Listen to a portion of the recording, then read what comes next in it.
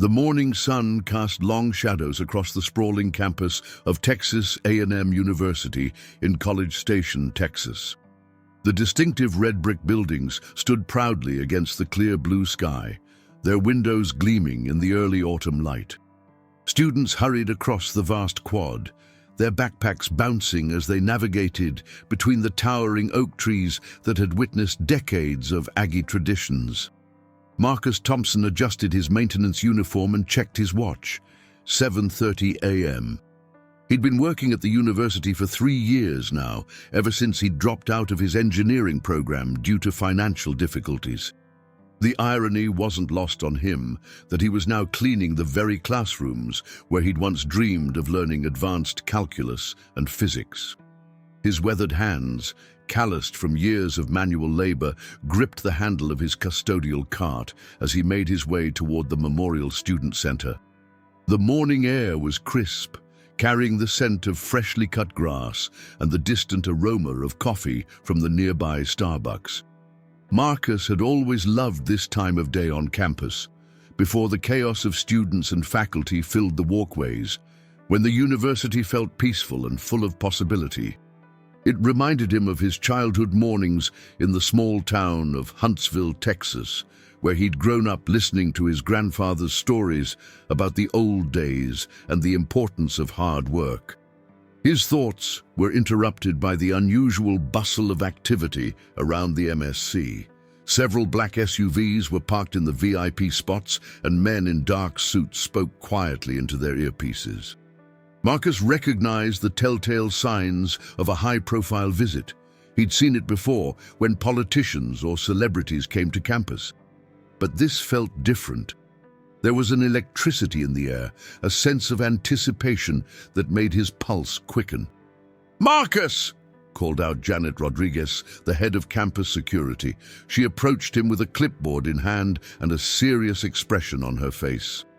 Janet had always been kind to him, treating him with the respect that many others on campus seemed to forget he deserved. "I need you to help set up the Reed Arena for today's special event." "Special event?" Marcus asked, his curiosity piqued. He'd heard rumors circulating among the maintenance staff about something big happening, but the details had been kept under wraps. Janet smiled, her eyes twinkling with excitement. "George Strait is coming to campus. The university is honoring him with a special ceremony, and there's going to be a small acoustic performance for students and faculty. We need all hands on deck to make sure everything goes perfectly." Marcus felt his heart skip a beat. George Strait, the king of country music himself, was coming to Texas A&M. Growing up in Texas, Marcus had been raised on Strait's music. His father had played Amarillo Morning and All My Exes Live in Texas on repeat during their weekend fishing trips to the lake. The songs had been the soundtrack to some of his happiest childhood memories, before life had gotten complicated, before dreams had been deferred, before disappointment had become a constant companion. "I'll do whatever you need," Marcus said, his voice betraying his excitement despite his attempt to remain professional. As they walked toward Reed Arena, Janet explained the logistics. The ceremony would begin at 2 p.m. with approximately 500 invited guests, students, faculty, donors, and special guests. And George Strait would receive an honorary degree, give a brief speech, and then perform 3 songs acoustic style. The whole event was being filmed for the university's archives and would likely be shared on social media. Inside the arena, Marcus marveled at the transformation taking place. The massive space, which typically hosted basketball games and concerts, had been configured more intimately. A small stage had been erected at one end, with elegant lighting and Texas A&M banners providing a backdrop. Round tables were being set up on the arena floor, each adorned with maroon and white centerpieces featuring bluebonnets, Texas's state flower. As Marcus began his work, setting up chairs and adjusting table arrangements, he couldn't help but think about how surreal this was. Here he was, a college dropout working maintenance, preparing a venue for one of the most successful musicians in country music history. George Strait had sold over 100 million records worldwide, had more #1 hits than any other artist in any genre, and was a member of the Country Music Hall of Fame. And in just a few hours, he would be standing on this very stage. The morning flew by in a blur of activity. Sound technicians tested microphones and speakers, their voices echoing through the arena as they ran through checklist after checklist. Catering staff arranged elegant buffet tables with traditional Texas fare, barbecue, brisket, cornbread, beans, and peach cobbler. The university's event planning team coordinated with security, making sure every detail was perfect for their distinguished guest. Around 11 a.m., as Marcus was adjusting the last of the table settings, he heard a commotion near the arena's main entrance. A small convoy of vehicles had arrived, and he could see several people in cowboy hats and western wear stepping out. His pulse quickened as he realized this had to be George Strait's entourage arriving for sound check and rehearsal. From his position near the stage, Marcus watched as a tall, lean figure in a crisp white shirt, dark jeans, and an unmistakable black cowboy hat walked into the arena. Even from a distance, there was no mistaking the confident stride and easy demeanor of George Strait. The man moved with the casual grace of someone completely comfortable in his own skin, acknowledging the various staff members with friendly nods and genuine smiles. Marcus found himself frozen, watching as his childhood hero surveyed the venue. George Strait looked exactly as he did in the music videos and concert footage Marcus had watched countless times. Timeless, authentic, and effortlessly cool.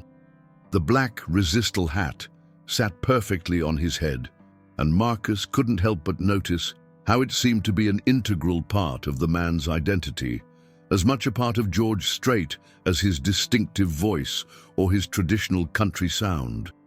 As the sound check began, Marcus tried to focus on his remaining tasks, but he found himself stealing glances at the stage. When George Strait stepped up to the microphone and began singing Amarillo Morning, Marcus felt a lump form in his throat. The song transported him back to those weekend fishing trips with his father, to a time when life had seemed full of endless possibilities. The acoustics in the arena were perfect, and George Strait's voice filled every corner of the space with its warm, familiar tone. Even during this casual rehearsal, the professionalism and natural talent were evident. This wasn't just a performance, it was artistry at its finest. As the rehearsal concluded, Marcus watched as George Strait removed his hat and ran his fingers through his hair. The simple gesture was so human, so relatable, that it made the superstar seem more accessible somehow. Marcus had always imagined that celebrities lived in a completely different world, but seeing George Strait in person, he realized that despite the fame and success, he was still just a man from Texas who happened to have an extraordinary gift. The rest of the morning passed quickly as final preparations were made. Marcus finished his assigned tasks and was preparing to leave when Janet approached him again. "Marcus, I have a special request," she said, her voice filled with excitement. "Mr. Strait's management team asked if we could have a few of our longtime staff members stay for the ceremony. They want to acknowledge the people who make this university run day in and day out. Would you be interested in attending?" Marcus stared at her in disbelief. "Are you serious? I can attend the ceremony?" "Absolutely. You've been one of our most dedicated employees, and you deserve to be there. Just change into something nice, maybe a button-down shirt and slacks. The ceremony starts at 2 p.m. sharp." As Marcus walked back to his apartment off campus, his mind was racing. He was going to be in the same room as George Strait, not as an employee setting up the venue, but as an honored guest. It felt like a dream, too good to be true. His small apartment, located in a modest complex about 10 minutes from campus, felt different somehow as he prepared for the ceremony. He showered and carefully selected his best clothes, a light blue button-down shirt his mother had given him for his birthday, dark slacks, and the only pair of dress shoes he owned. As he looked at himself in the mirror, he thought about calling his father to tell him about the incredible opportunity, but decided to wait until afterward. He wanted to have the full experience to share. The walk back to campus was filled with anticipation. Other attendees were making their way toward Reed Arena, and Marcus could feel the collective excitement in the air. Students in their finest Aggie gear chatted excitedly about the opportunity to see a living legend. Faculty members discussed George Strait's impact on country music and his connection to Texas culture. Donors and VIPs arrived in luxury vehicles, their expensive clothes and confident demeanor marking them as members of the university's most exclusive circles. As Marcus approached the arena, he marveled at how different everything looked compared to the morning. The entrance was decorated with elegant banners, and red carpets had been laid out for the VIP guests. Professional photographers were positioned to capture every moment, and local news crews were setting up their equipment to cover the historic event. Inside the arena, the transformation was complete. The space had been converted into an elegant venue worthy of honoring one of country music's greatest artists. The lighting was warm and inviting, casting everything in a golden glow that seemed to embody the spirit of Texas itself. The smell of barbecue and fresh flowers filled the air, and the sound of conversation and laughter created an atmosphere of celebration and anticipation. Marcus found his assigned seat at a table near the back of the arena, alongside other university staff members. He recognized several faces: groundskeepers, administrative assistants, cafeteria workers, and security guards. These were the people who kept the university running behind the scenes, and Marcus felt a sense of pride in being included among them. As 2 p.m. approached, a hush fell over the crowd. University President Dr. Catherine Banks took the stage, her presence commanding immediate attention. She was an impressive woman, known for her leadership and dedication to the university's mission. "Ladies and gentlemen, welcome to this very special ceremony," she began, her voice carrying clearly through the arena's sound system. "Today, we have the honor of recognizing a man who embodies the very best of Texas values: integrity, authenticity, and excellence. George Strait has not only revolutionized country music, but he has also remained true to his roots and his principles throughout his incredible career." The president continued her introduction, detailing George Strait's achievements and his connection to Texas A&M University. She spoke about his military service, his dedication to his family, and his philanthropic efforts. Marcus hung on every word, learning details about his hero that he'd never known before. "It is my great pleasure to present the honorary degree of Doctor of Humane Letters to George Harvey Strait," Dr. Banks announced, and the arena erupted in applause. Marcus watched in awe as George Strait took the stage, his black hat perfectly positioned, his smile genuine and warm. The man seemed completely at ease, despite the formal setting and the hundreds of eyes focused on him. He accepted the degree with grace and humility, shaking hands with university officials and posing for photographs. When it came time for his speech, George Strait approached the microphone with the same casual confidence Marcus had observed during the morning rehearsal. His voice was steady and sincere as he spoke about his connection to Texas, his respect for education, and his gratitude for the honor being bestowed upon him. "I've been blessed to have a career doing what I love," he said, his words carrying the weight of genuine emotion.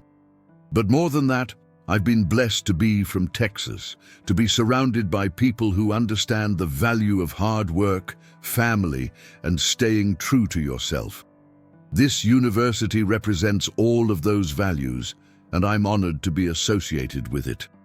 The speech was brief but powerful, delivered with the same authenticity that had made George Strait's music so enduring. Marcus found himself moved by the simplicity and sincerity of the words, and he could see that everyone in the arena was equally affected. As the formal ceremony concluded and the acoustic performance was about to begin, Marcus felt a surge of gratitude for being present for this historic moment. He was witnessing something special, something that would be remembered and talked about for years to come.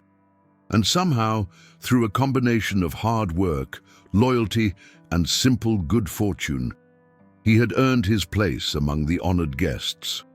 The lights dimmed slightly, and George Strait returned to the stage with his guitar. The intimate setting was perfect for the acoustic performance, and Marcus could feel the collective anticipation of the audience. This was the moment everyone had been waiting for. The chance to hear the king of country music perform in a setting unlike any other. As the first notes of Amarillo Morning filled the arena, Marcus closed his eyes and let the music wash over him. The song brought back a flood of memories. His father's weathered hands on the steering wheel of their old pickup truck, the smell of the lake in the early morning, the feeling of possibility that had once seemed infinite. For a moment, he was that young boy again, full of dreams and hope for the future. But as the song continued, Marcus felt something else, a renewed sense of purpose and determination. Sitting in that arena, surrounded by the university community that had become his second family, listening to his hero perform just a few yards away, he realized that his story wasn't over. Yes, he had faced setbacks and disappointments, but he was still here, still fighting, still hoping. The performance continued with "All My Exes Live in Texas," and the audience couldn't help but smile at the playful lyrics and George Strait's obvious enjoyment of the song. The final song was "I Cross My Heart," and the romantic ballad filled the arena with its timeless melody and heartfelt lyrics. As the last notes faded away, the arena erupted in a standing ovation that seemed to go on forever. George Strait acknowledged the applause with genuine appreciation, his hat tipping slightly as he smiled at the crowd. Marcus applauded until his hands hurt, his heart full of emotion and gratitude for the experience. The ceremony was drawing to a close, but Marcus knew that this day would stay with him forever. He had witnessed something magical, something that reminded him why he loved Texas, why he respected hard work and authenticity, and why he should never give up on his dreams. As guests began to mingle and enjoy the reception, Marcus remained in his seat for a few moments longer, savoring the experience and trying to process everything that had happened. He thought about his father, who would be so proud to know that his son had been present for this historic event. He thought about his own dreams and aspirations, and how this day had reminded him that anything was possible with persistence and dedication. Little did Marcus know that his encounter with George Strait was far from over, and that the events of the next few hours would change his life in ways he could never have imagined. The reception following the ceremony was in full swing, with guests mingling throughout the arena and enjoying the elaborate spread of Texas cuisine. Marcus had never been to such an elegant event, and he found himself somewhat overwhelmed by the sophistication of it all. Crystal glasses clinked as donors and faculty members shared stories and laughter, while students took selfies to commemorate the historic occasion. Marcus stood near the buffet table, holding a plate of barbecue brisket and cornbread, watching the social dynamics play out around him. This was a world he had always observed from the outside. The world of educated professionals, successful business people, and university administrators. Being included as a guest rather than working staff felt strange but wonderful. Across the arena, he could see George Strait surrounded by a small group of VIPs, university officials, and members of his management team. The country music legend was holding court with his characteristic ease, sharing stories and laughing at jokes. Even from a distance, Marcus could see that George Strait was genuinely enjoying himself, not just going through the motions of a publicity appearance. "This is incredible, isn't it?" said a voice beside him. Marcus turned to see Sarah Chen, one of the university's development officers, approaching with a smile. Sarah had always been friendly to him during their brief encounters on campus, treating him with the same professional courtesy she showed to everyone else. "It really is," Marcus replied, setting down his plate. "I never imagined I'd be in the same room as George Strait, let alone hear him perform like that." Sarah nodded enthusiastically. "His performance was absolutely magical. And did you see how gracious he was during the ceremony? No ego, no pretense, just a genuine Texas gentleman." As they chatted, Marcus found himself relaxing and enjoying the conversation. Sarah was easy to talk to, and she seemed genuinely interested in his thoughts about the event. It was a reminder that despite the different paths their lives had taken, they were all part of the same university community. Their conversation was interrupted by a commotion near the stage area. Marcus looked over to see George Strait, preparing to leave, shaking hands with various dignitaries and thanking them for their hospitality. The crowd was beginning to thin out as the reception wound down, and Marcus realized that this magical day was coming to an end. As he watched George Strait make his way toward the exit, Marcus felt a sudden, inexplicable urge. The black resistal hat that had been so prominent throughout the ceremony seemed to call to him. It was such an iconic part of George Strait's image, and Marcus found himself thinking about what it would be like to own something so connected to his hero. The thought started innocently enough, just a fleeting fantasy about having a memento from this incredible day. But as the minutes passed, the idea grew stronger, more persistent. Marcus tried to push it away, but he found himself studying the logistics of the situation. George Strait was surrounded by people, but there were moments when he stepped slightly away from the group, when his attention was focused on conversations or photographs. Marcus knew it was wrong. He had never stolen anything in his life, and the very thought of taking something from George Strait, a man he deeply respected and admired, should have been abhorrent to him. But something about the day, about the emotions it had stirred up, about the stark contrast between his life and the world he was briefly allowed to inhabit, made the temptation almost overwhelming. He thought about his father, who would have been so proud to see his son at such an event. He thought about his own abandoned dreams and the financial struggles that had forced him to leave school. He thought about the years of watching other people live the lives he had once imagined for himself. The hat became a symbol of everything he had lost, everything he couldn't have, everything that seemed forever beyond his reach. As George Strait moved closer to the exit, Marcus found himself following at a distance, his heart pounding with a mixture of anticipation and guilt. He told himself he was just trying to get one more glimpse of his hero, but deep down, he knew that wasn't true. The rational part of his mind was screaming at him to stop, to turn around and go home, but the emotional part was stronger. The opportunity presented itself suddenly and unexpectedly. George Strait had stopped to sign an autograph for a young student, and he had set his hat down on a nearby table for just a moment. The crowd around him was focused on the autograph signing, and Marcus found himself in the perfect position to reach for the hat without being noticed. His hand moved almost of its own accord, his fingers closing around the soft felt of the resistal.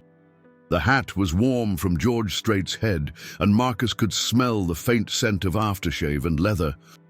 For a moment, he stood frozen, holding the hat and staring at it in disbelief. He had actually done it. He had stolen George Strait's hat. The weight of what he had done hit him immediately. This wasn't just any hat, it was George Strait's hat, an integral part of the man's identity and image. Marcus had violated the trust of someone he respected and admired, and he had done it in front of hundreds of people who had welcomed him as an honored guest. Panic set in as Marcus realized the magnitude of his mistake. Security cameras had likely captured everything, and it would only be a matter of moments before someone noticed the missing hat. He needed to get out of the arena immediately before anyone could connect him to the theft. With the hat clutched tightly in his hands, Marcus made his way toward the nearest exit, trying to look casual despite the anxiety that was threatening to overwhelm him. His palms were sweating, and he could feel his heart pounding so hard he was sure everyone around him could hear it. Just as he reached the exit, he heard a commotion behind him. Someone had noticed that George Strait's hat was missing, and the news was spreading quickly through the crowd. Marcus quickened his pace, bursting through the doors and into the late afternoon sunlight. The campus seemed different now, charged with a tension that hadn't been there before. Marcus could hear voices coming from the arena, and he knew it was only a matter of time before security would be looking for him. He needed to get to his apartment, to think, to figure out what to do next. As he walked quickly across the campus, the hat still clutched in his hands, Marcus felt the full weight of his actions settling on his shoulders. He had destroyed what had been the most wonderful day of his life, and he had done it for a moment of weakness that he couldn't even fully explain to himself. The hat, which had seemed so desirable just minutes before, now felt like a burden. Every time he looked at it, he was reminded of his betrayal of George Strait's trust and his own moral failure. The black resistal that had once represented everything he admired about his hero now symbolized everything he hated about himself. By the time Marcus reached his apartment, he was consumed with regret and shame. He sat on his couch, staring at the hat and trying to understand what had driven him to such a desperate act. The logical part of his mind kept telling him to return it immediately, to find a way to make things right. But the fear of consequences, of losing his job and facing criminal charges, kept him paralyzed. As the evening wore on, Marcus found himself reliving every moment of the day, from the excitement of learning about George Strait's visit to the magical performance to the moment of weakness that had ruined everything. He thought about calling his father, but he couldn't bear the thought of disappointing him. He thought about calling Janet to confess, but he couldn't find the courage. The local news that evening led with the story of George Strait's visit to Texas A&M, showing highlights from the ceremony and the acoustic performance. Marcus watched with a mixture of pride and guilt as he saw himself in the background of some of the shots, looking happy and honored to be there. The news story made no mention of the missing hat, and Marcus wondered if the theft had been kept quiet to avoid embarrassing the university. As he prepared for bed, Marcus placed the hat on his dresser and stared at it one more time. In the lamplight, it looked exactly as it had when George Strait was wearing it, elegant, timeless, and perfectly crafted. But now it was tainted by the circumstances of how it had come to be in his possession. Marcus knew he would have to face the consequences of his actions eventually. He couldn't keep the hat, and he couldn't live with the guilt of what he had done. But as he lay in bed that night, staring at the ceiling and replaying the events of the day over and over in his mind, he had no idea that George Strait himself was about to become directly involved in the situation.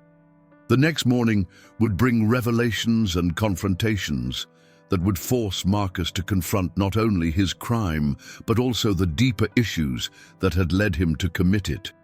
And somehow, through it all, he would discover that the man whose hat he had stolen was about to teach him lessons about forgiveness, redemption, and the true meaning of integrity that would stay with him for the rest of his life. Sleep came fitfully, filled with dreams of black hats and disappointed heroes, of missed opportunities and second chances that seemed forever beyond his reach. Marcus Thompson, the man who had stolen George Strait's hat, was about to learn that sometimes the worst moments of our lives can become the catalysts for our greatest growth. Marcus woke up the next morning to the sound of his phone buzzing insistently on his nightstand. The digital clock read 6:47 a.m., earlier than his usual wake-up time, and the persistent ringing filled him with a sense of dread.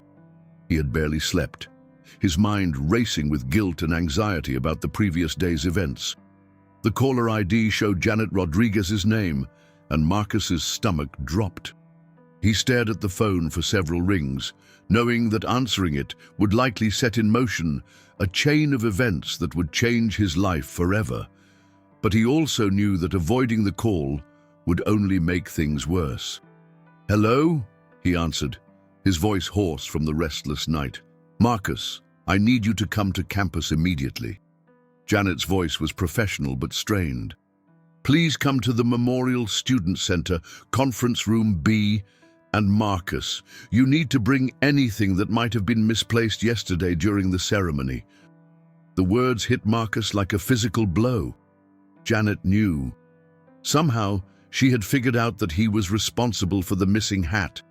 The careful way she had phrased her request made it clear that she was giving him an opportunity to do the right thing.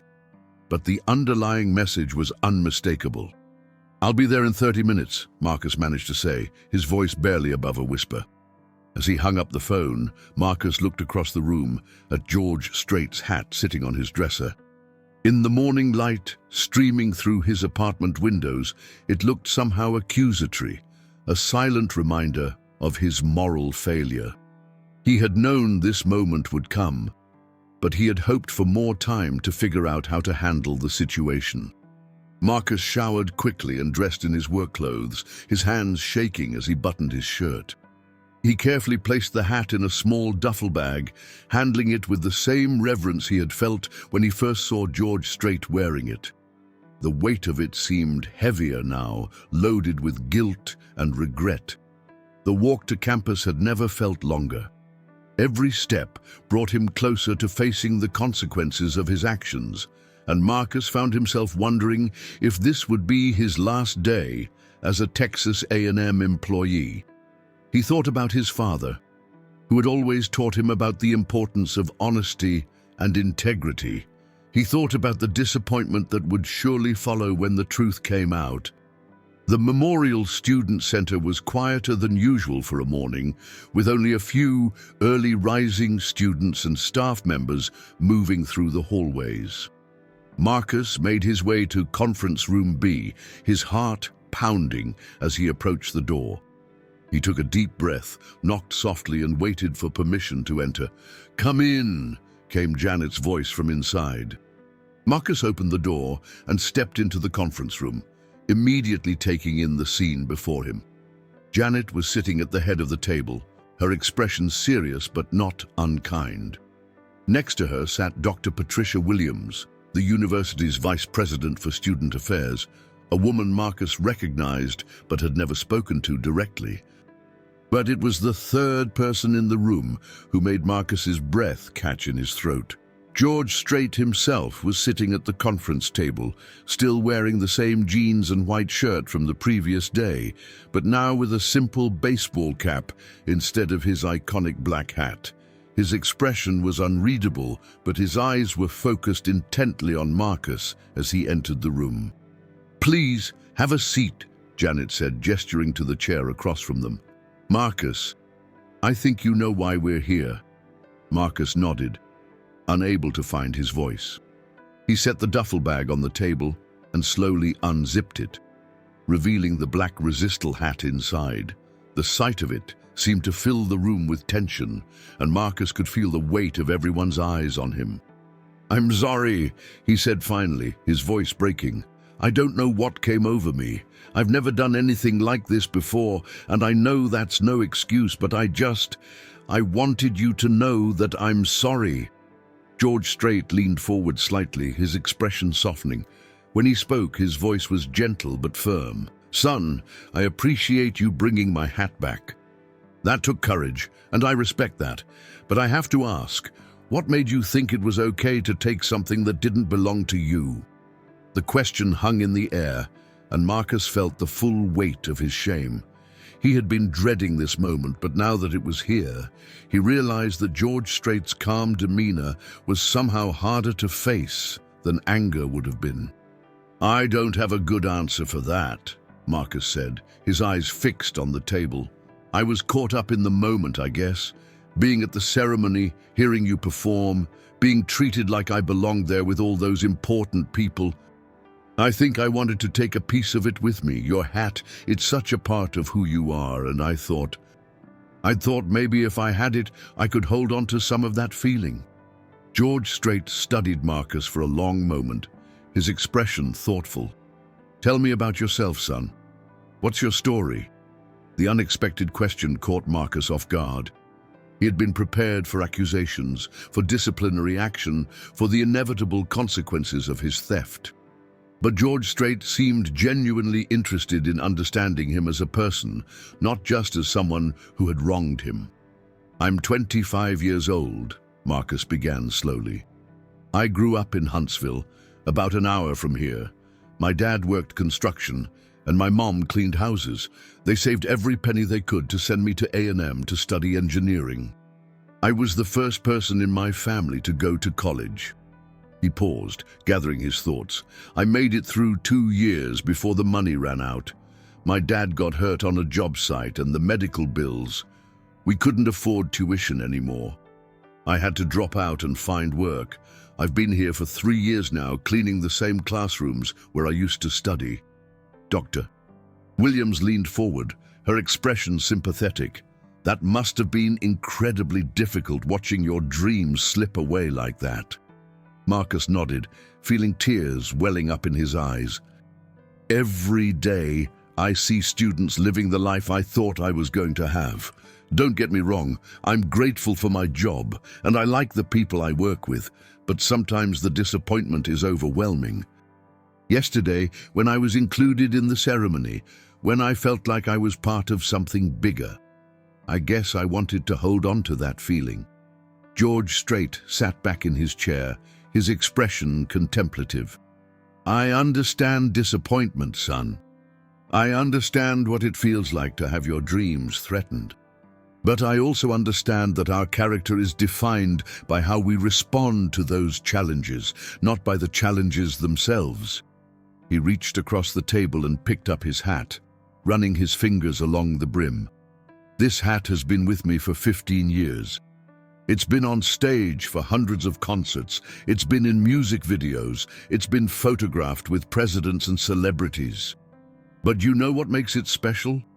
It's not the fame or the success associated with it. It's the fact that it represents who I am, a man who tries to stay true to his values no matter what. Marcus looked up, meeting George Strait's eyes for the first time since entering the room. I betrayed those values yesterday. I betrayed your trust, and I betrayed my own principles.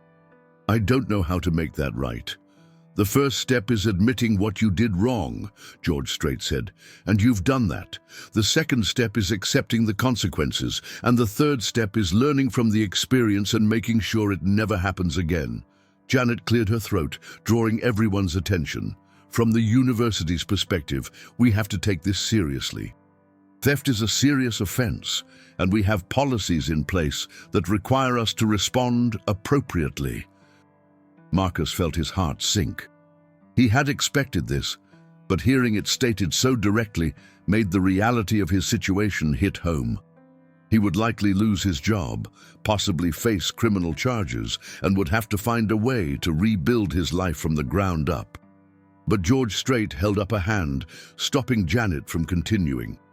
Before we talk about consequences, I'd like to make a proposal. Marcus, you made a mistake, but I can see that you're genuinely remorseful. I can also see that you're someone who's been dealt some tough breaks in life. What if we turned this into an opportunity instead of just a punishment? Everyone in the room looked at George Strait with surprise. Marcus couldn't believe what he was hearing. Was the man whose hat he had stolen actually suggesting that there might be a way forward that didn't involve complete disgrace? I'm listening, Dr. Williams said cautiously. George Strait smiled, and for the first time since entering the room, Marcus saw a glimpse of the warm, charismatic performer he had watched on stage the day before. I've been thinking about expanding my scholarship program, particularly for students who have had to leave school due to financial hardship. What if Marcus became our first recipient?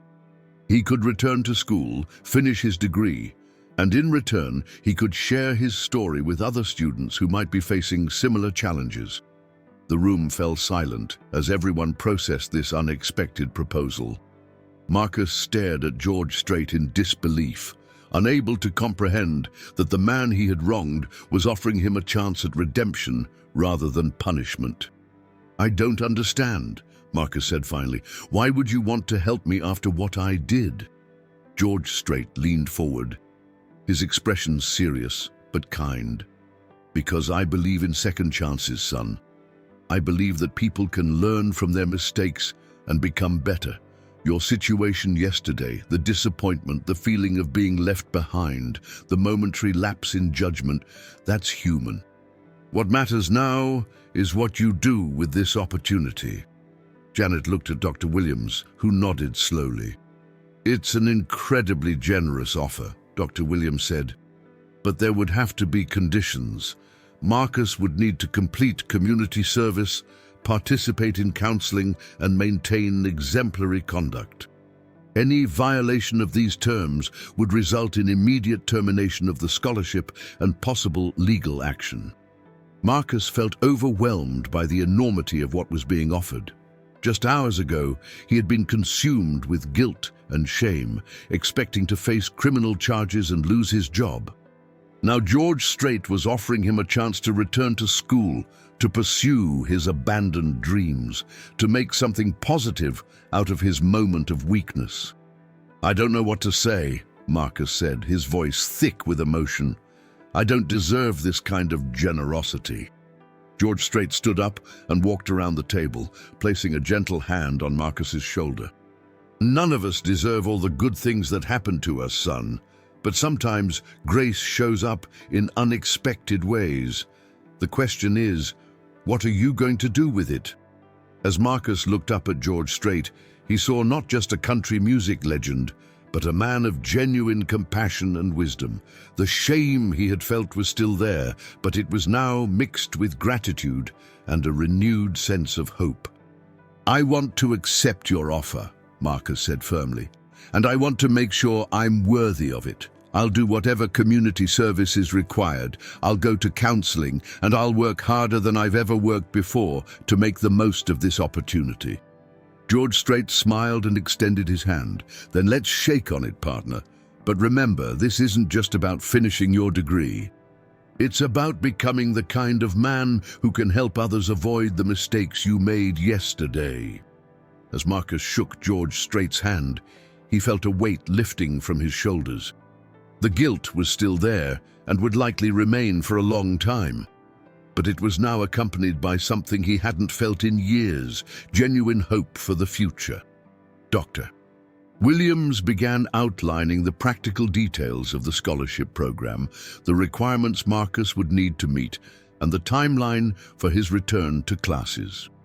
Janet discussed the community service component, which would involve Marcus speaking to student groups about his experience and the importance of making ethical choices even in difficult circumstances.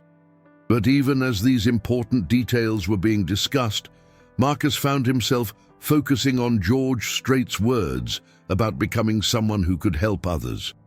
For the first time since dropping out of school, he began to envision a future that was about more than just personal success, a future where his own struggles and mistakes could become a source of strength and guidance for others.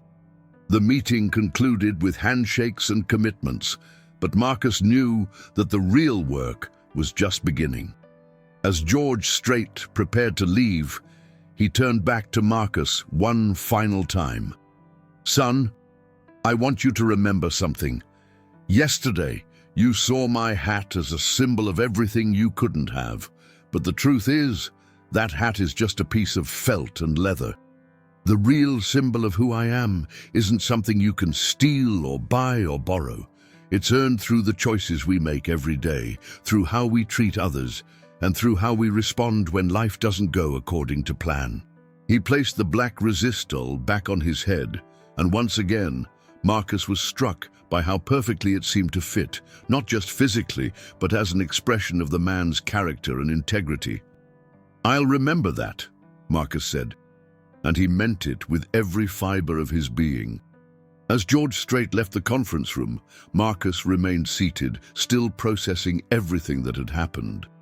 Janet and Dr. Williams continued to discuss the logistics of his return to school, but Marcus found himself thinking about the conversation that had just taken place. George Strait could have pressed charges. He could have demanded Marcus's termination. He could have made an example of him as a warning to others. Instead, he had chosen to see potential where others might have seen only failure. He had chosen forgiveness over retribution, hope over despair, grace over justice. The irony wasn't lost on Marcus that in trying to steal a piece of George Strait's identity, he had instead been given the opportunity to discover his own. The hat that had represented everything he thought he wanted had become the catalyst for everything he actually needed. A second chance, a renewed sense of purpose, and a deeper understanding of what truly mattered in life. As the meeting finally concluded, and Marcus prepared to leave the conference room, he made a silent promise to himself. He would not waste this opportunity. He would work harder than ever before to deserve the trust that had been placed in him. And someday, when he was in a position to help others, he would remember the grace that had been shown to him and pay it forward. The black hat that had caused so much turmoil was now firmly back where it belonged, but its temporary absence had set in motion changes that would last a lifetime. Marcus Thompson, the man who had stolen George Strait's hat, was about to begin the journey of becoming someone worthy of the second chance he had been given. 3 months had passed since that pivotal morning in Conference Room B, and Marcus Thompson's life had been transformed in ways he could never have imagined. The Texas autumn had given way to a crisp winter, and the campus of Texas A&M was draped in the quiet beauty of the season. Students bundled in jackets and scarves hurried between classes, their breath visible in the cold air as they navigated the familiar pathways that Marcus had once walked as a student himself. Marcus stood outside the Zachary Engineering Building, the same building where he had attended classes 4 years earlier, when his dreams of becoming an engineer had seemed within reach. Now, at 25, he was older than most of his classmates, but that maturity had become an asset rather than a liability. The years of real-world experience, combined with the hard-won wisdom that had come from his greatest mistake, had given him a perspective that enhanced rather than hindered his academic performance. The scholarship program that George Strait had created specifically for him had been structured as a comprehensive support system. Beyond the financial assistance for tuition, books, and living expenses, it included regular counseling sessions with Dr. Maria Santos, a licensed therapist who specialized in helping adults navigate major life transitions. These sessions had been instrumental in helping Marcus understand the deeper issues that had led to his moment of weakness at the ceremony. Shame is a powerful emotion, Dr. Santos had explained during one of their early sessions. It can drive people to make choices that are completely out of character. The key is learning to recognize those feelings and find healthier ways to address them. Through their work together, Marcus had come to understand that his theft of George Strait's hat hadn't really been about the hat at all. It had been about feeling invisible, about watching life pass him by while he cleaned the classrooms where others were building their futures. The hat had represented everything he thought he had lost, everything he believed he could never have. But Dr. Santos had helped him reframe his perspective. "You didn't lose your dreams," she had told him. "You just took a different path to get there. And sometimes the longer path teaches us things we never would have learned on the shorter one." Marcus's academic performance had been exceptional from the moment he returned to classes. His professors quickly recognized that he brought a unique perspective to his studies, the practical experience of someone who had worked with his hands, combined with the determination of someone who understood the value of the opportunity he had been given. His grades were among the highest in his program, but more importantly, he approached his education with a sense of purpose that set him apart from his peers. The community service component of his scholarship had proven to be equally transformative. Once a month, Marcus spoke to groups of students who were facing academic or financial difficulties. He shared his story with brutal honesty, holding nothing back about his mistakes or the shame he had felt. These presentations had become some of the most popular events in the Student Support Services calendar. "I want you to understand something," Marcus had told a group of struggling freshmen just the week before. "I'm not here because I'm perfect or because I have all the answers. I'm here because I made the worst mistake of my life and someone believed I could learn from it. If you're sitting here feeling like you don't belong, feeling like everyone else has something figured out that you don't, I want you to know that you're not alone." The response to these presentations had been overwhelming. Students approached him after every talk, sharing their own struggles and fears. Some were dealing with financial pressure similar to what Marcus had experienced. Others were facing academic challenges or personal crises that were threatening their ability to continue their education. Marcus found himself becoming an unofficial mentor to dozens of students, providing support and encouragement to young people who reminded him of his younger self. One student in particular had made a lasting impression on him. Jessica Martinez was a 19-year-old sophomore from a small town near the Mexican border. Like Marcus, she was the first in her family to attend college, and she was struggling to balance her academic responsibilities with the part-time job she needed to help support her family. "I feel like I'm failing at everything," Jessica had confided to Marcus after one of his presentations. "I'm barely keeping up with my classes, I'm exhausted all the time, and sometimes I think about just giving up and going home." Marcus had recognized the desperation in her voice, the same hopelessness he had felt during his own darkest moments. "Jessica," he had said, "I need you to listen to me. The fact that you're here, fighting this hard, already makes you a success. The fact that you haven't given up despite how difficult things are shows more character than most people will ever have." Over the following months, Marcus had worked with Jessica to develop better study strategies, connect with financial aid resources, and find the support she needed to stay in school. Watching her confidence grow and her grades improve had been one of the most rewarding experiences of his life. But perhaps the most significant change in Marcus's life had been his relationship with his father. When Marcus had finally called to tell him about the scholarship and his return to school, he had also shared the full story of what had happened at the Strait ceremony. The conversation had been one of the most difficult of his life. "Son, I'm disappointed in what you did," his father had said, his voice heavy with emotion. "But I'm proud of how you're handling it now, taking responsibility, making amends, using it as a chance to grow. That's the kind of man I raised you to be." His father had driven up from Huntsville the previous weekend to visit, and they had spent hours walking around the campus and talking about life, dreams, and the importance of perseverance. It was the closest Marcus had felt to his father since before the accident that had derailed both their lives. "You know," his father had said as they sat on a bench near the academic building, "I always worried that losing the money for your education was the worst thing that could have happened to our family. But seeing you now, seeing the man you've become because of everything you've been through, I think maybe it was exactly what needed to happen." The comment had brought tears to Marcus's eyes. For years, he had carried guilt about his family's financial sacrifice for his education, and the additional guilt about having to leave school had been almost unbearable.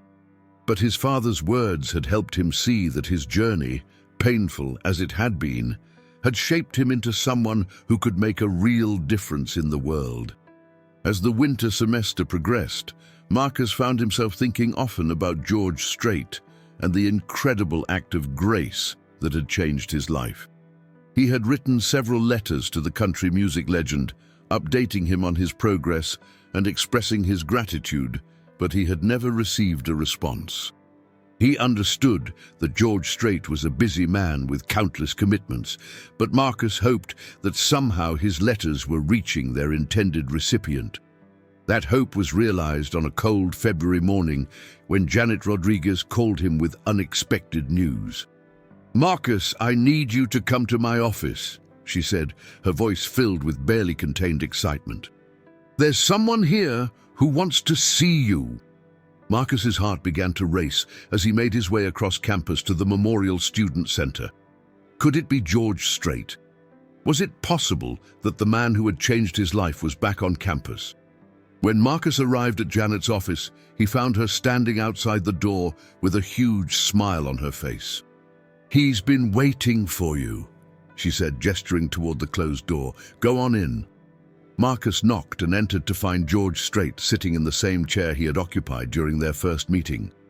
But this time there was no tension in the room, no sense of crisis or confrontation. George Strait stood up as Marcus entered, a warm smile spreading across his face. "Hello, son," George Strait said, extending his hand. "I thought it was time for a progress report." Marcus shook his hand, still hardly believing that his hero was standing in front of him again. "Mr. Strait, I can't tell you how good it is to see you. I've been writing letters." "I got everyone," George Strait interrupted with a chuckle. "And I've been keeping track of your progress through the university. Dr. Williams sends me regular updates, and Janet here has been keeping me informed about your community service work. I have to say, I'm impressed." They sat down across from each other, and George Strait leaned forward with genuine interest. "Tell me about your classes. How are you finding the transition back to academic life?" For the next hour, Marcus shared details about his coursework, his professors, and his plans for the future. He talked about his work with struggling students and the mentoring relationships he had developed. He described his evolving relationship with his father and the healing that had taken place within his family. George Strait listened intently, asking thoughtful questions and offering encouragement. It was clear that he was genuinely invested in Marcus's success, that his scholarship offer hadn't been just a momentary gesture of kindness, but a long-term commitment to helping Marcus rebuild his life. "You know," George Strait said, as their conversation began to wind down, "when I decided to help you that day, I wasn't sure what would happen. I hoped you would make the most of the opportunity, but I've seen people given second chances who squandered them. You've exceeded every expectation I had." Marcus felt a surge of pride, but it was tempered by humility. "I never want to forget how close I came to destroying everything. That memory keeps me grounded, keeps me working hard to be worthy of the trust you placed in me." George Strait nodded approvingly. "That's wisdom, son. The moment we forget how far we can fall is the moment we become vulnerable to falling again." As George Strait prepared to leave, he turned to Marcus with a serious expression. "I have a proposition for you. Next month, I'm performing at the Houston Rodeo, and I'd like you to be my guest. I want you to see what that hat you tried to steal really represents, not the glamour or the fame, but the responsibility that comes with any kind of success."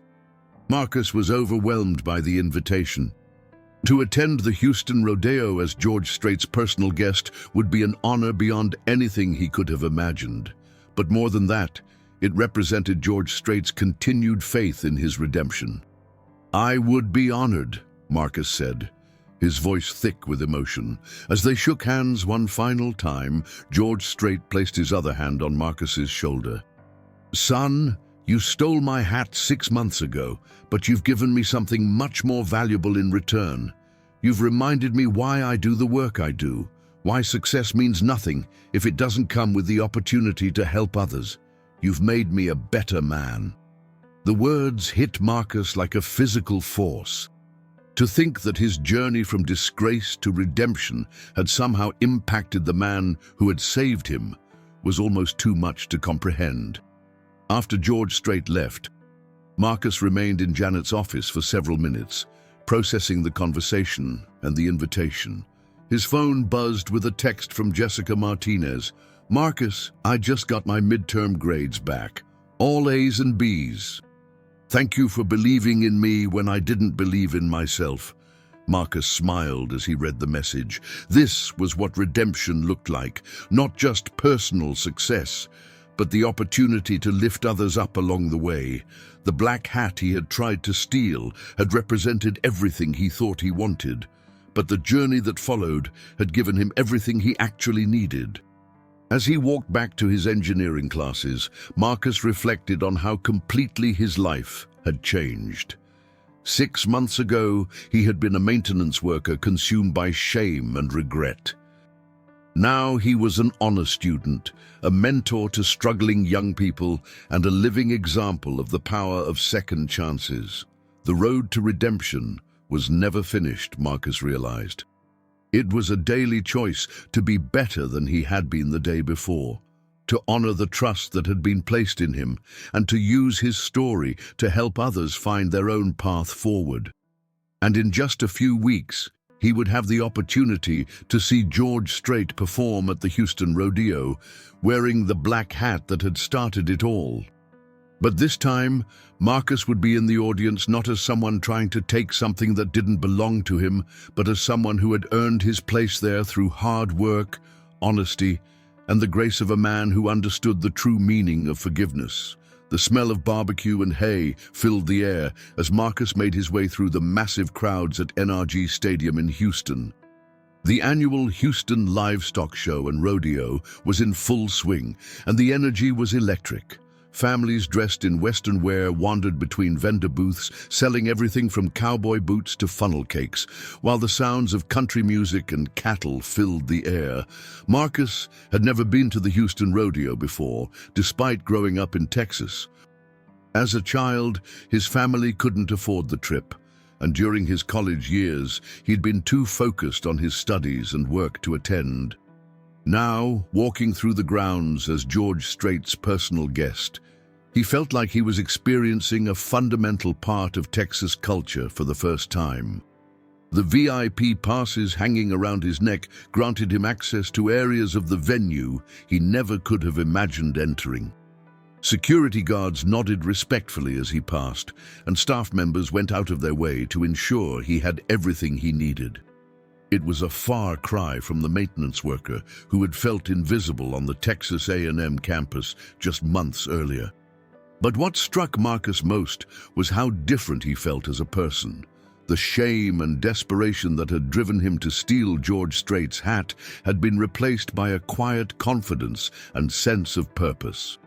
His academic success, his work with struggling students, and the healing relationship with his father had all contributed to a fundamental transformation in how he saw himself and his place in the world.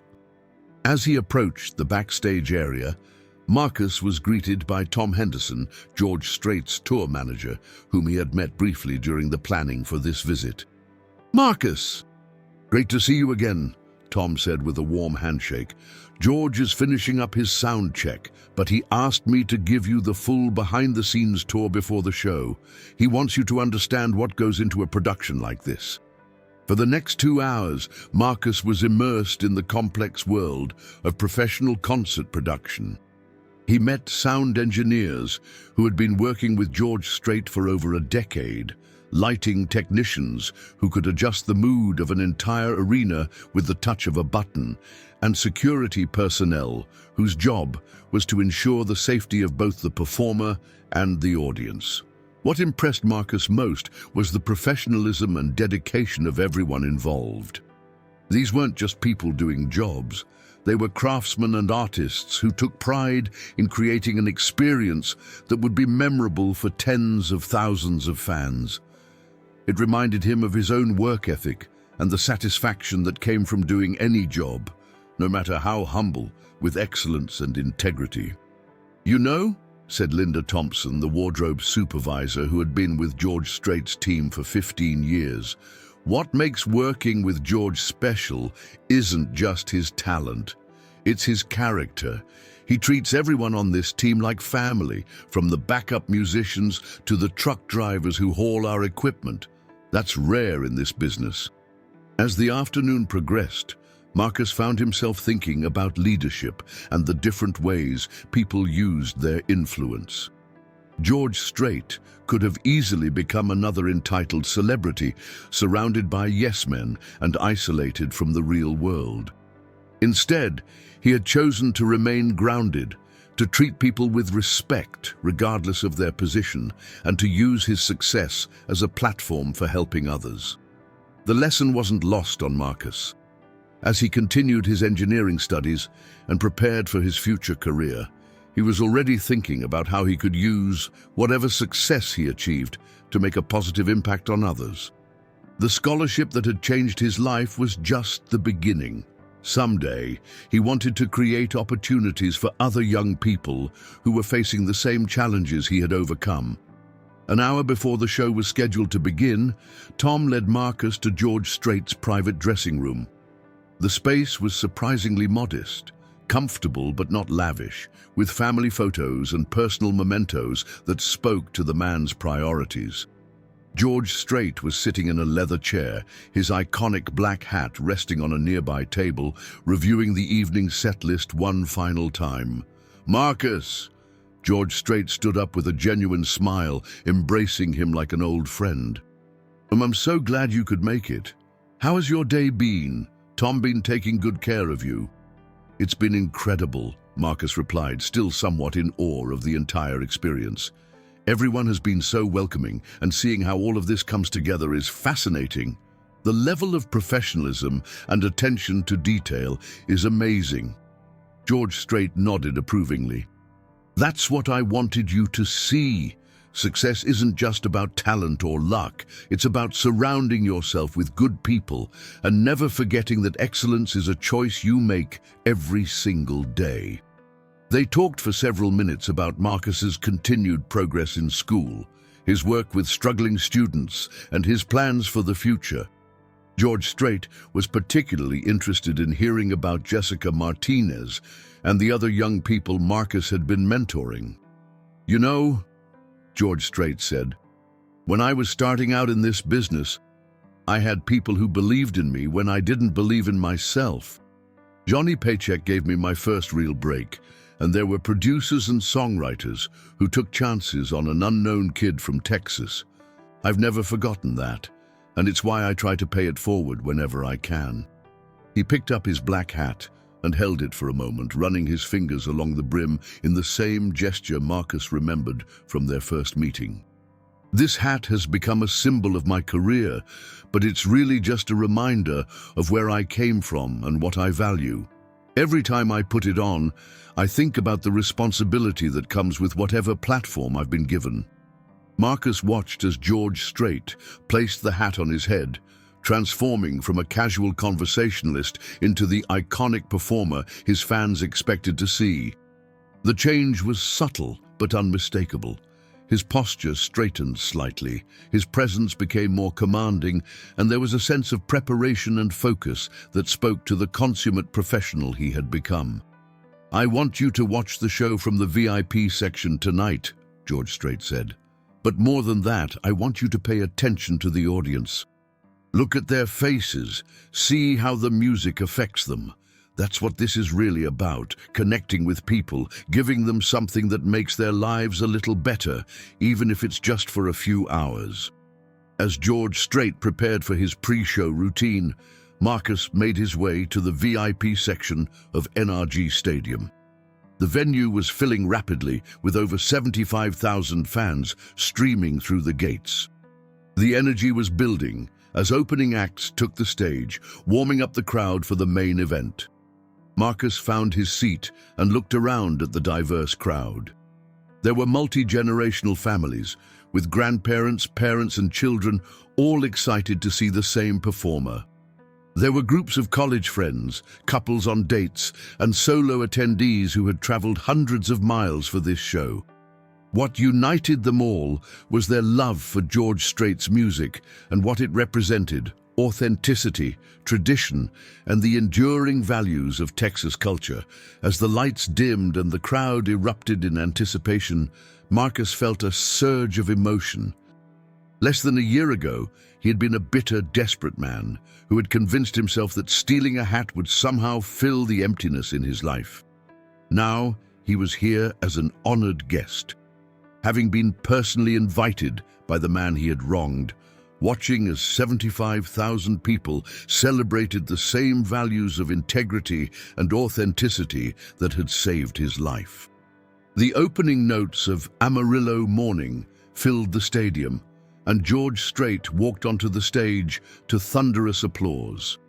From Marcus's vantage point, he could see the genuine joy on the performer's face as he surveyed the massive crowd. This wasn't just a job for George Strait, it was a calling, an opportunity to connect with people and share something meaningful. As the concert progressed, Marcus found himself watching the audience as much as the performance. He saw tears in the eyes of elderly couples as George Strait sang, "I Cross My Heart," remembering their own love stories. He watched young fathers lift their children onto their shoulders so they could see better, creating memories that would last a lifetime. He observed groups of friends singing along to every word, united by their shared love of the music. During a brief intermission, Marcus received a text message from Jessica Martinez. "Watching the live stream of the concert, so proud of you for being there. You've shown me that our mistakes don't define us, how we respond to them does." The message brought tears to Marcus's eyes. To think that his journey from disgrace to redemption was now inspiring others to persevere through their own challenges was more meaningful than any personal achievement could ever be. The second half of the concert was even more powerful than the first. George Strait performed a mix of his greatest hits and newer material, each song delivered with the same authenticity and passion that had made him a legend. When he performed Troubadour, his tribute to the traveling musicians who keep traditional country music alive, Marcus felt a deep connection to the message about staying true to your roots, regardless of changing circumstances. As the evening drew to a close, George Strait addressed the crowd directly. "Folks, I want to thank you for being here tonight and for supporting country music for all these years. This music is about real life. The struggles, the joys, the heartaches, and the celebrations that make us human. It's about staying true to who you are, no matter what life throws at you." He paused, his eyes scanning the crowd. "I also want to remind you that we all make mistakes, and we all face challenges that test our character. What matters isn't being perfect. It's being willing to learn, to grow, and to help others along the way." Marcus felt as though George Strait was speaking directly to him, even though the words were meant for the entire audience. The message of redemption, second chances, and the importance of using our experiences to help others resonated throughout the stadium. The concert concluded with "All My Exes Live in Texas," and the entire stadium erupted in celebration. As George Strait took his final bow, tipping his black hat to the crowd, Marcus felt a profound sense of completion. The hat that had once represented everything he couldn't have had, become a symbol of grace, forgiveness, and the transformative power of human kindness. After the show, Marcus was invited backstage for a private reception with George Strait's team and special guests. The atmosphere was relaxed and celebratory, with everyone sharing stories about the evening's performance and reflecting on the power of music to bring people together. George Strait approached Marcus as the evening was winding down, still energized from the successful show. "Well, son, what did you think?" "It was incredible," Marcus replied, his voice filled with emotion. "But more than the music, I was struck by the connection you had with the audience. You weren't just performing for them, you were sharing something real, something that mattered." George Strait nodded, pleased with Marcus's observation. "That's what I wanted you to see. Success without purpose is empty." Whether you're performing for 75,000 people or mentoring one struggling student, it's all about using whatever gifts and opportunities you've been given to make a positive difference. As they prepared to part ways, George Strait reached into his jacket and pulled out a small wrapped package. "I have something for you," he said, handing it to Marcus. Marcus unwrapped the package to reveal a beautiful custom-made hatband with his initials engraved on a small silver plate. "This is for when you get your own hat," George Strait explained with a smile. "Because someday, when you're successful in your career and you're in a position to help others, I want you to remember that real success isn't about what you can take from the world. It's about what you can give back." Marcus held the hatband carefully, understanding the symbolic weight of the gift. It represented not just George Strait's continued faith in his redemption, but also his expectation that Marcus would use his second chance to create opportunities for others. "I promise you," Marcus said, his voice steady with conviction, "I will never forget the lesson you've taught me. And when I'm in a position to help someone else who's made a mistake, who's lost their way, I'll remember the grace you showed me and pay it forward." They shook hands one final time, and Marcus could see in George Strait's eyes the satisfaction of knowing that his investment in a young man's future had paid dividends beyond anything he could have imagined. As Marcus made his way out of NRG Stadium and into the Houston night, he reflected on the incredible journey that had brought him to this moment. A year ago, he had been a maintenance worker, consumed by bitterness and shame, so desperate for meaning that he had convinced himself that stealing a hat would somehow fill the void in his life. Now he was an honor student with a clear path toward graduation, a mentor to struggling young people, and a living example of the power of redemption. The black hat he had tried to steal had led him to discover something far more valuable: his own capacity for growth, resilience, and service to others. The drive back to College Station gave Marcus time to process everything that had happened. As he passed through the small towns and farmland of East Texas, he thought about the speech he would give to a group of at-risk high school students the following week. He thought about his upcoming final exams and his plans for graduate school. He thought about the scholarship fund he hoped to establish someday for students facing financial hardship. Most of all, he thought about the man who had changed his life by choosing forgiveness over revenge, hope over despair, and grace over justice. George Strait's black hat had become a symbol of everything Marcus aspired to be: authentic, grounded, and committed to using whatever success he achieved to lift others up. When Marcus arrived back at his apartment near the Texas A&M campus, he carefully placed the custom hatband in a place of honor on his dresser. Someday, when he earned his engineering degree and began his career, he would buy his own hat and attach the band as a reminder of this incredible journey. But for now, he had work to do. There were students to mentor, classes to attend, and a future to build. The boy who had once thought that stealing a hat would solve his problems had become a man who understood that true fulfillment came from earning your place in the world and then using that position to help others do the same. The story of Marcus Thompson and George Strait's hat had come full circle, but in the best possible way. What had begun as an act of desperation and theft had evolved into a testament to the transformative power of grace, forgiveness, and second chances. And as Marcus drifted off to sleep that night, he knew that this was just the beginning of a life dedicated to honoring the trust that had been placed in him and paying forward the incredible gift he had received. In the end, the hat that Marcus had tried to steal had given him something far more valuable than he could ever have imagined. Not just a second chance, but a new understanding of what it truly meant to be successful, authentic, and worthy of respect. The king of country music had taught him that the most important things in life can't be stolen or bought. They have to be earned through character, integrity, and service to others.